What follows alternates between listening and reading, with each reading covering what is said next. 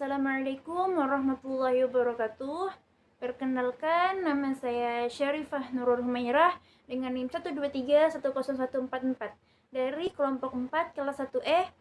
Di sini saya ingin melaksanakan tugas dari Bapak Arif Adi Purwoko selaku dosen pengampu mata kuliah filsafat ilmu dengan judul Why Should Obey Laws. Materi, mengapa dunia harus patuh dengan hukum? Hukum yaitu kumpulan aturan yang ditetapkan oleh pemerintah untuk memastikan masyarakat tunduk dan patuh terhadap hukum yang berlaku. Mematuhi hukum membantu mencegah kejahatan seperti perampokan, pembunuhan, dan pencurian. Hal ini juga menciptakan rasa aman yang lebih kuat bagi masyarakat. Mematuhi hukum membantu mencegah kesetaraan dan kesetujuan. Jika hukum tidak diikuti, akan terjadi ketidakadilan dan ketidaksetaraan sosial dan ekonomi yang tidak adil. Hukum juga mengatur hak-hak yang diberikan kepada semua orang dan memastikan bahwa setiap orang di masyarakat memiliki hak yang sama dan dipatuhi. Hal ini membuat masyarakat menjadi lebih adil. Selain itu, mematuhi hukum membantu mencegah kekerasan, konflik, dan menciptakan masyarakat yang adil. Dengan demikian, mematuhi hukum adalah hal yang terpenting bagi masyarakat agar dapat hidup dengan aman, teratur, dan damai. Yang kedua, ada materi tentang hukum sebagai karakteristik, kekuasaan, atau disposisi. Mengacu pada hubungan yang erat antara hukum dan kekuasaan dalam masyarakat. Hukum tidak hanya berfungsi sebagai instrumen pembentukan hukum, tapi juga sebagai instrumen penegakan hukum.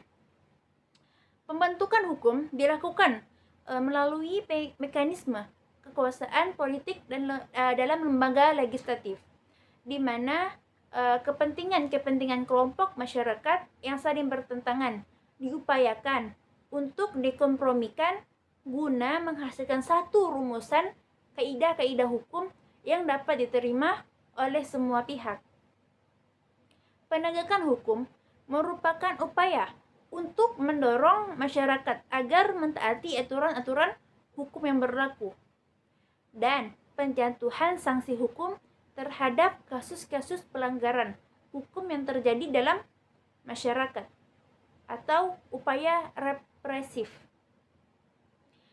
Selain itu, hukum juga memiliki arti penting bagi kekuasaan karena hukum dapat berperan sebagai sarana legalisasi bagi kekuasaan formal, lembaga-lembaga negara, unit-unit pemerintahan, pejabat negara, dan pemerintahan.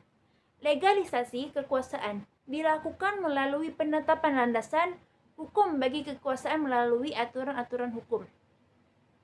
Di samping itu, hukum juga dapat berperan mengontrol kekuasaan sehingga pelaksanaannya dapat dipertanggungjawabkan secara legal dan etis.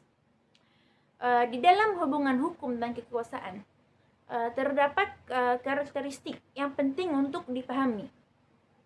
Pertama, hukum tanpa kekuasaan adalah angan-angan, dan kekuasaan tanpa hukum adalah kelaliman. Artinya, kaidah-kaidah hukum tidak akan ada manfaatnya jika tidak ditegakkan, dan hukum hanya dapat ditegakkan dengan kekuasaan. Namun, kekuasaan tanpa landasan hukum adalah kesewenang-wenangan.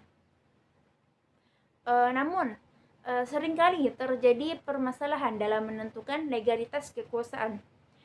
Tidak semua kekuasaan yang berdasarkan aturan hukum dapat dikualifikasikan sebagai kekuasaan sah atau legal. Ada juga kekuasaan sewenang-wenang yang memiliki landasan hukum, tetapi tidak dapat diterima dan ditaati. Efektivitas penegakan hukum juga tergantung pada legalitas kekuasaan. Oleh karena itu, penting untuk menjaga keseimbangan antara hukum dan kekuasaan agar tidak terjadi penyalahgunaan kekuasaan dan pelanggaran terhadap keadilan. Yang ketiga, ada materi tentang hukum termodinamika. Termodinamika adalah cabang ilmu fisika Ia mempelajari tentang hubungan antara panas, energi, dan kerja. Termodinamika tentang hukum-hukum yang mengatur perubahan energi dalam sistem. Sistem termodinamika adalah bagian dari jagat raya yang diperhitungkan. Ada 3 jenis sistem termodinamika. Sistem terbuka, tertutup, dan terisolasi.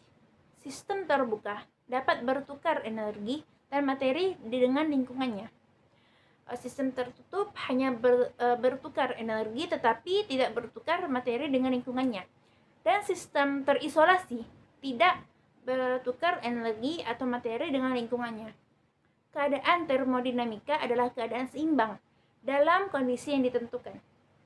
Keadaan termodinamika ditentukan oleh properti sistem yang tidak tergantung pada jalur perubahan sistem. Mungkin hanya ini yang dapat saya sampaikan.